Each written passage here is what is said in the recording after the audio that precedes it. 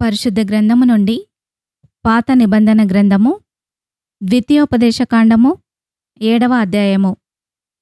నీవు స్వాధీనపరచుకొనబోవు దేశములోనికి నీ దేవుడైన యెహోవా నిన్ను చేర్చి బహుజనములను అనగా సంఖ్యకును బలమునకును నిన్ను మించిన హిత్తీలు, గిర్గాషీలు, అమోరీయులు, కనానీయులు, పెరిజ్జీయులు, హివ్వీయులు, యెబూసీయులను 7 జనములను నీ ఎదుట నుండి వెళ్ళగొట్టిన తర్వాత నీ దేవుడైన యెహోవా వారిని నీకప్పగించినప్పుడు నీవు వారిని హతము చేయవలెను, వారిని నిర్మూలము చేయవలెను. వారితో నిబంధన చేసుకొనకూడదు, వారిని కరుణింపకూడదు. నీవు వారితో వియ్యమందకూడదు. వాని కుమారునికి నీ కుమార్తె నియ్యకూడదు, నీ కుమారునికి వాని కుమార్తెను పుచ్చుకొనకూడదు. నన్ను అనుసరింపకుండా ఇతర దేవతలను పూజించునట్లు నీ కుమారుని వారు మళ్లించుదురు. అందును బట్టి యెహోవా కోపాగ్ని నీ మీద రగులుకొని ఆయన నిన్ను త్వరగా నశింపజేయును. కావున మీరు వారికి చేయవలసినదేమనగా, వారి బలిపీఠములను పడద్రోసి వారి విగ్రహములను పగులగొట్టి వారి దేవతాస్తంభములను నరికివేసి వారి ప్రతిమలను అగ్నితో కాల్చవలెను. నీవు నీ దేవుడైన యెహోవాకు ప్రతిష్ఠిత జనము.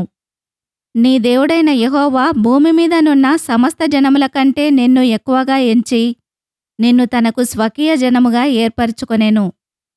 మీరు సర్వజనముల కంటే విస్తార జనమని యెహోవా మిమ్మును ప్రేమించి మిమ్మును ఏర్పరచుకొనలేదు. సమస్త జనముల కంటే మీరు లెక్కకు తక్కువే గదా. అయితే యెహోవా మిమ్మును ప్రేమించువాడు గనుకను, తాను మీ తండ్రులకు చేసిన ప్రమాణమును నెరవేర్చువాడు గనుకను, యెహోవా బాహుబలము చేత మిమ్మును రప్పించి దాసుల గృహములో నుండియు ఐగుప్తు రాజైన ఫరో చేతిలో నుండియు మిమ్మును విడిపించెను. కాబట్టి నీ దేవుడైన యెహోవా తానే దేవుడనియు, తన్ను ప్రేమించి తన ఆజ్ఞలననుసరించి నడుచుకొను వారికి తన నిబంధనను స్థిరపరచువాడనియు, 1000 తరముల వరకు కృపచూపువాడును నమ్మతగిన దేవుడనియు, తన్ను ద్వేషించు వారిలో ప్రతి వానిని బహిరంగముగా నశింపచేయుటకు వానికి దండన విధించువాడనియు నీవు తెలుసుకొనవలెను. ఆయన తన్ను ద్వేషించు వాని విషయము ఆలస్యము చేయక బహిరంగముగా వానికి దండన విధించును.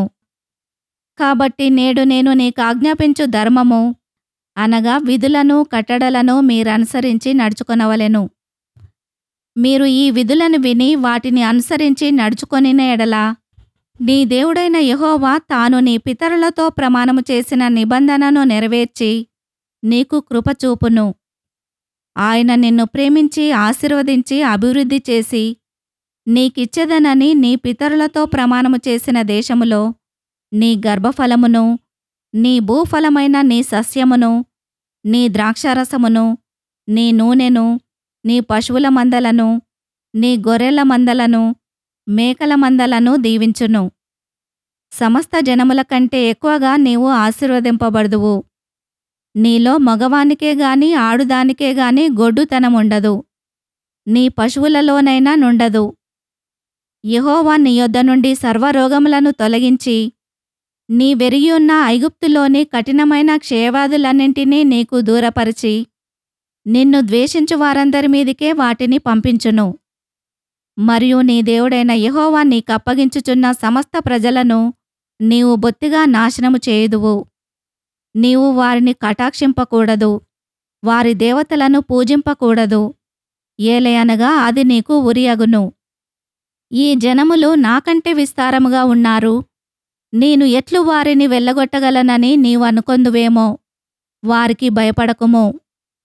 నీ దేవుడైన యెహోవా ఫరోకును ఐగుప్తు దేశమంతటికిని చేసిన దానిని అనగా నీ దేవుడైన యెహోవా నిన్ను రప్పించినప్పుడు నీ కన్నులు చూచిన ఆ గొప్ప శోధనలను, సూచకక్రియలను, మహత్కార్యములను, బాహుబలమును, చాచిన చేతిని బాగుగా జ్ఞాపకము చేసుకొనుము. నీకు భయము పుట్టించుచున్న ఆ జనులకందరికీ నీ దేవుడైన యెహోవా అలాగే చేయును. మరియు మిగిలిన వారును నీ కంటబడక దాగినవారును నశించు వరకు నీ దేవుడైన యెహోవా వారి మీదికి పెద్ద కందిరీగలను పంపును. వారిని చూచి జడియవద్దు. నీ దేవుడైన యెహోవా నీ మధ్యనున్నాడు. ఆయన భయంకరుడైన మహాదేవుడు. నీ దేవుడైన యెహోవా నీ ఎదుట నుండి క్రమక్రమముగా ఈ జనములను తొలగించును. అడవి మృగములు విస్తరించి నీకు బాధకములుగా నుండవచ్చును గనుక వారిని ఒక్కమారే నీవు నాశనము చేయతగదు. అది నీకు క్షేమకరము కాదు. అయితే నీ దేవుడైన యెహోవా వారిని నీకప్పగించి వారిని నశింపజేయు వరకు వారిని బహుగా తల్లడిల్ల చేయును. ఆయన వారి రాజులను నీ చేతికప్పగించును. నీవు ఆకాశము క్రింద నుండి వారి నామమును నశింపజేయవలెను. నీవు వారిని నశింపజేయు వరకు ఏ మనుషుడునూ నీ ఎదుట నిలవలేకపోవును. వారి దేవతల ప్రతిమలను మీరు అగ్నిచేత కాల్చివేయవలెను.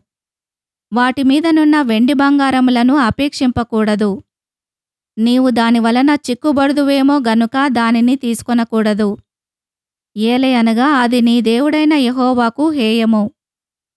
దానివలె నీవు శాపగ్రస్తుడవు కాకుండునట్లు నీవు హేయమైన దాని నీ ఇంటికి తేకూడదు. అది శాపగ్రస్తమే గనుక దాని పూర్తిగా రోసి దానియందు బొత్తిగా అసహ్యపడవలెను. ఈ వాక్యమును విన్న మిమ్ములందరినీ దేవుడు దీవించునుగాక. ఆమేన్.